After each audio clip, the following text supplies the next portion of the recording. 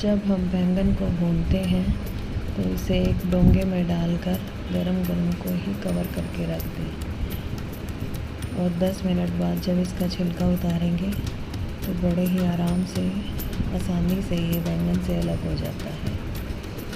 देखिए ये कितने आराम से उतर रहे हैं इसके छिलके।